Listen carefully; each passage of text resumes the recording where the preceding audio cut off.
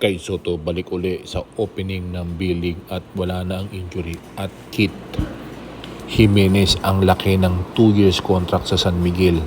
76 overall sa round 9. Talagang pinapirma na siya ng 2 years contract ng San Miguel Beermen worth 30 million pesos.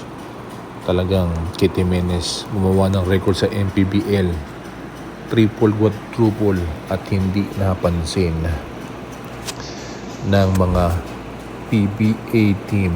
Ang galing at gaano ba talaga kagaling si Kit Jimenez. Ang YouTube sensation na si Kit Jimenez lang naman ang isa sa mga star ng Mavs Phenomenon, at ngayon natupad na ang kanyang pangarap at nakapagpirma ng 30 million pesos sa loob ng 2 taon. Talagang Kit Jimenez talagang humakot ng papuri. Abangan.